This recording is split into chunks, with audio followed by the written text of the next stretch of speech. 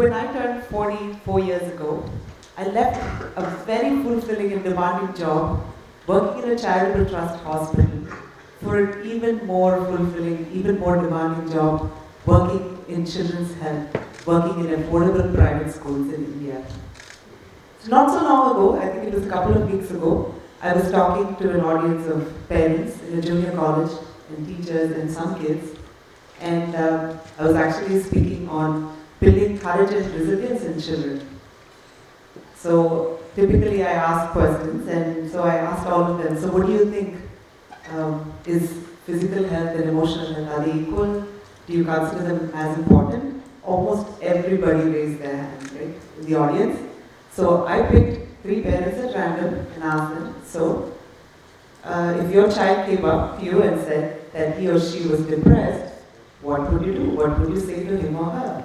So the first parent looked at me and responded, well, thought for a little bit actually, and he responded, I'd ask him to shake it off and get on with it. And the second mother, who I asked, responded, I'll ask her to think positive thoughts. And the third parent responded, this depression, it's a very Western concept. We Indians are happy people. So I think it's a very Western concept, it doesn't even exist. And to that, so that I responded, India reported its highest rates of suicide last year. We ranked a dismal 139 out of 142 countries in the happiness index of the World Happiness Report. We started at I think 111 in 2013. Last year alone, we had a 25% drop. And this is despite successive governments and India, as one of the fastest growing nations in the world. So to that I say, we need to really prioritize health, psychological health especially, and practice emotional hygiene. So where do we start? Where do we even start to build courage and resilience? So number one would be to admit that every one of us here, right, will go through an episode of depression, loneliness, self-doubt, low self-esteem. And the second would be to equip ourselves with an emotional first aid kit. Think even a small child playing in a playground, right? It seems very obvious. He falls down, he knows to actually come and ask an adult to clean the wound and bandage it, right? And not just leave it to fester. Same thing, if he was bullied on the playground, is it as simple? Do you think he knows the solution or the immediate response to that, right? So that's where I'm asking. Even as an adult, right? We don't go around walking around with a broken fracture without fixing it, saying it'll fix itself. So we have to really prioritize mental health as much as we do physical health. My group of school counselors and I, like any school counseling program, we counsel students and we also implement a social emotional learning curriculum. We have seen firsthand how self-regulation or our ability to manage our emotions and behaviors really plays a very critical role in children's mental health, learning, and even social interactions. Right? One particular story that happened really just a couple of weeks ago really particularly drove this point home for me, right? On self-regulation and its importance. A typical scenario happened, a mother brought her child in to the counselor in school, and she said he hasn't eaten for a whole day or had even a drop of water. So we were really shocked, and so she was. And when they dug deep down and realized what was actually going on, typical story. This child had waited a whole year to participate in an online contest. And like all mothers, the day of the contest, mom says, you haven't finished your science exam studying, so finish all your assignments and then you can log on. So he went, finished his assignments, logged online, but the teams had already been picked and he was too late to participate. He waited a whole year. He was noticeably very upset, angry, and he said very many hurtful things to his mom, like, I hate you. I think we can all kind of, recognize that this happens to every one of us, right? Even last week when I was on a holiday, this happened to me. I lost my cool, I lost my temper. This is a very, very natural human emotion, losing your temper, right? It happens to all of us, adults, children. We all need to manage to our feelings and learn how to keep our cool. So why does this happen? Have you ever thought about why this happens to each one of us? It actually all starts with understanding our human brain. It's super complex, right? So I'm going to use my hand and my fist here to actually help us all visualize what goes on so we're better able to deal with our emotions, right?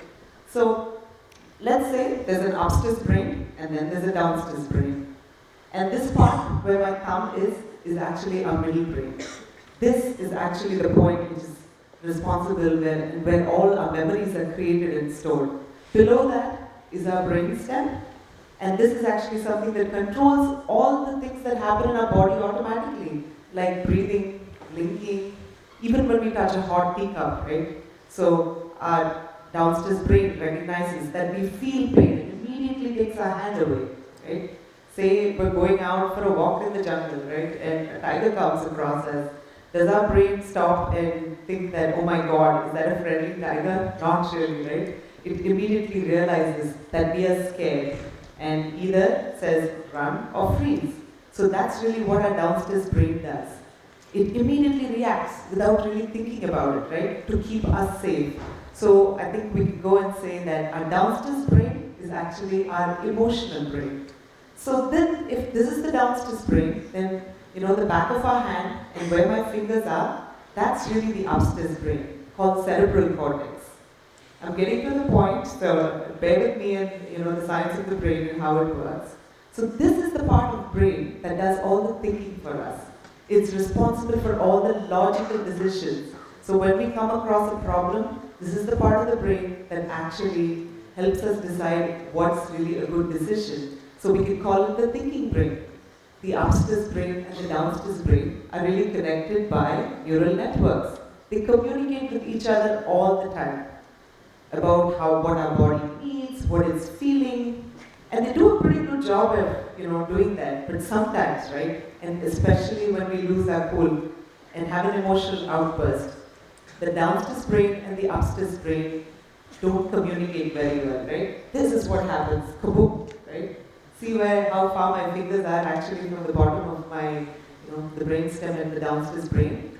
So when we have an emotional outburst, they don't communicate very well. So how can we really stop this? Do we have a chance? And how are we going to get control of our emotions again? So the first step would be to notice that, imagine and put yourself in that position. Remember the last time you really got super angry and frustrated, right? Right before that, you felt a couple of things happen to you. Maybe it was your tummy rumble, or maybe it was your, clenched fists. Maybe your face got really red and hot, or your heart was really pounding very hard. So what was it, right? Anger, frustration. The first thing is noticing these indicators, right? And when you notice these indicators, it's a really good idea to take a step back, take a deep breath, find a friend or an adult to speak to so that you can actually share what's going on, and you can find a good solution. So only when we calm down does the upstairs brain and the downstairs brain start speaking to each other. Another great strategy is mindfulness. And this is the practice of actually paying attention to the present moment, right? It can really help us recognize and manage our emotions, reduce stress, and make better decisions. Another great strategy is deep breathing. So let's all take 1 second to take one deep breath. Did you notice something about it? While you were breathing, did you notice that you were actually in the moment thinking about, that breath, right? So what does it do for us? It actually brings us and puts us in the moment, in the present moment. And it activates, this is a relaxation response. What is happening in our anxious brain, right? When it's anxious, the brain is so laser focused, right? On doing that one thing and keeping you safe, despite the fact that you're not really in an unsafe place, right? It does not have any chance to actually learn all these new things or learn anything unfamiliar. So, your parents, adults keep telling you, practice meditation, deep breathing, all of that. So why should you really practice? It's because we build that relaxation response, right? So only when you practice it will that neural network get activated, right? So when you really need it, it accesses that relaxation response technique. So moral of the story, practice, practice, practice. You really have to practice. So practice when you wake up, practice when you go to sleep, and a few other important things. I can't stress enough how important it is to get enough sleep or to eat healthy foods. You hear that all the time, right? Eat healthy. It makes a huge difference in how our bodies function and energy supply as well to our body, right? So you can't pour a whole bunch of sugary drinks into a car and expect it to run, well, same thing to your body. So make sure you eat nutritious food and of course be physically active. Another thing, right, it's really important that when we lose our cool, we apologize, yeah, and make it right. The second thing is also we have to learn from our mistakes. Of course we admit them, but do we learn from them? And also we have to really express to the others what we feel. Do you need a hug? I need another chance. And all of these things really help. Of course, scientific studies have shown, but we constantly keep thinking that the key to student success is actually, intelligence. But what scientific studies have shown over and over again is not so much intelligence, but more concentration, delay of gratification, emotional intelligence, and all these qualities depend on self-regulation. So paying attention to your emotional health, super, super important, right? I know there's so much going on for all of you kids, right? What with all at home, and even when you come back from school, you have to prepare for your SATs, you have to study for your tests, you have to do your applications. So that's why it's super, super important. I also want to say that we're all capable of really great things, right? Extraordinary things. There is no happiness gene. There is no success gene, right? There is no doer of extraordinary things gene. We are all definitely capable. We have the potential in us for happiness and greatness. And it might mean very different things for each one of us, right? Resilience is something that we can nurture in each one of us, and it's super important. So we should pay importance to all these things, especially our mental health. Prioritize it, and this will set you up for success for the rest of your life. Thank you.